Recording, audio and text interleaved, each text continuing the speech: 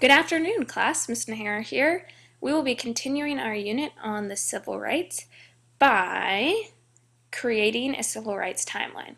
What you'll need to do is, obviously you've already logged in to the blog, and start reading the description. So we're going to be working together to piece together the story of the civil rights movement by creating an interactive timeline through a web application, MapTails. Now if you click on this, it'll take you to the web app. And we're going to look at this in just a second. But basically, it's a really great application that allows you to make a timeline while using a map. So you can locate events and create the story at the same time. Now to tell you about this assignment, I'm going to go ahead and show you an example. So what we will be doing is you're going to have, today's Wednesday, you're going to have the next 2 days and the weekend to do research so that you can create your very own timeline. So once we're in class, this is a finished example. You can see the title, you can see it's by Ms. Najera, and you can see there's a brief description of the movement. Obviously, I didn't fill mine out because I want to see what your brains think about the civil rights movement. Now my timeline has 20 different events. It has an event, the date, what happened, and why it was important. Now all of these components you can see on the blog as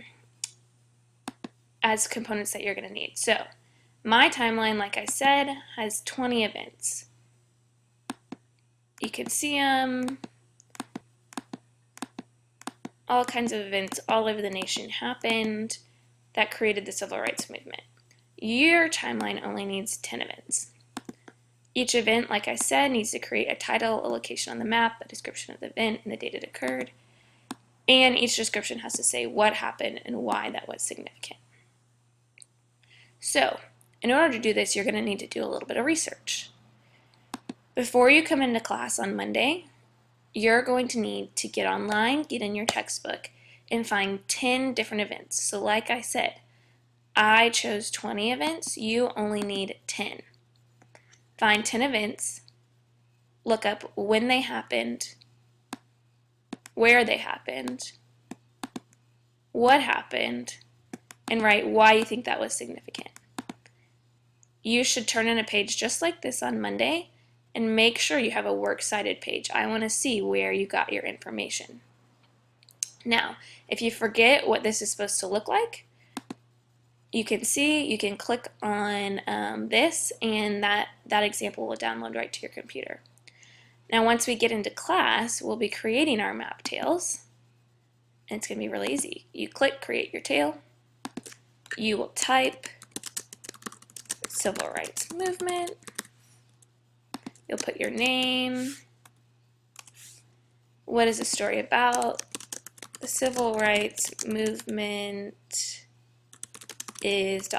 You'll fill that in, make sure there's no typos, and you'll start entering your events. Really easy. So let's say the first event you want to do is the 14th Amendment. This web app, I think it might be kind of finicky, so if you type in Washington, it's going to say, uh-oh, something's gone wrong. But luckily, you guys are such great students, you know that Washington, D.C. is located in the United States. You can zoom in and say, oh, Washington, right there. And then you're going to say what happened,